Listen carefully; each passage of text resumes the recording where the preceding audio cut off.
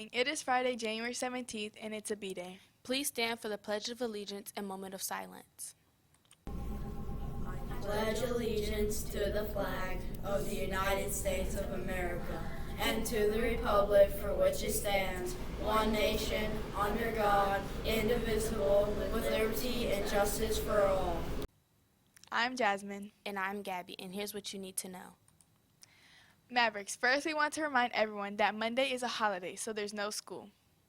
This is your last opportunity to make up missing work. The reason we have Monday off is for Martin Luther King Day.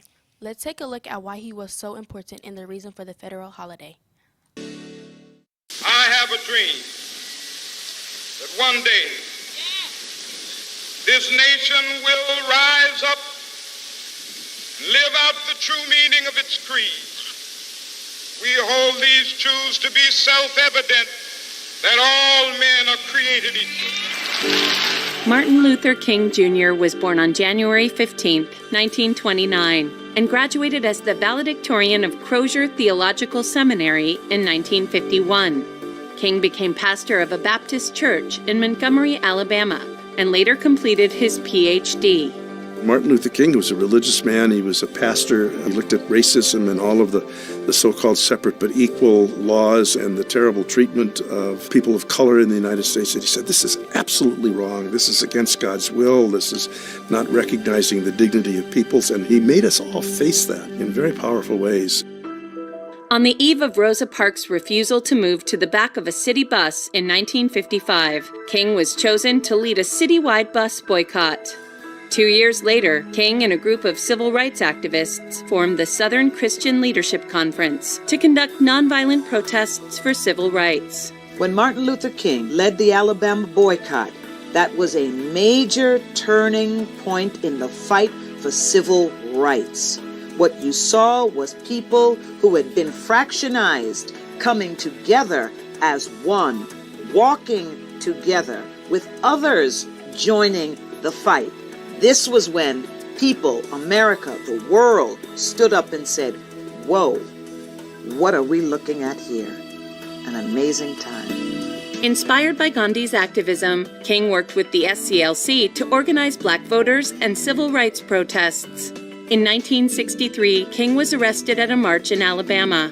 During his prison time, King wrote a rebuttal to an article denouncing his methods. His longhand notes on the margins of the newspaper became known as Letter from Birmingham Jail and was famously republished and studied in colleges across the country. Martin Luther King was a man of God who believed that that calling necessitated social change in the present, and he put his life on the line for that calling. Free at last! Free at last! Thank God Almighty! We are free at last! On August 28, 1963, King led more than 20,000 people in a massive demonstration at the Lincoln Memorial, where his speech, I Have a Dream, became a defining moment in civil rights history. Through his work, King helped pass the Civil Rights Act of 1964 and received the Nobel Peace Prize that same year. Martin Luther King, according to Time in 1963, personified the civil rights movement. He took on one of the greatest challenges of his time and was one of the people that most influenced this very transformative time in American history.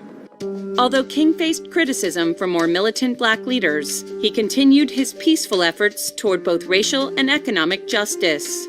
After delivering his I've Been to the Mountaintop speech at a rally in Memphis, King was assassinated the next day on April 4, 1968, while standing at the balcony of his motel room. King's assassination was, I think, devastating for many people. But there is also a rising level of organization, and many people, King's assassination galvanizes them into many kind of black power movements across the country, many anti-poverty movements. So it's both a moment of despair, but also a moment of political flowering. Posthumously, King was awarded the Presidential Medal of Freedom in 1977 and a Congressional Gold Medal in 2004. Today, the Martin Luther King Jr. National Holiday continues to be honored on the third Monday of every January. The second thing that is happening on the 20th is the 60th inauguration of former and now current President Trump. Check out the coverage as our next president takes the oath of office. Okay. I do solemnly swear or affirm that I will faithfully execute the office of President of the United States and will to the best of my ability preserve, protect, and defend the Constitution of the United States. Mrs. Smiley needs your help. Someone has taken an alien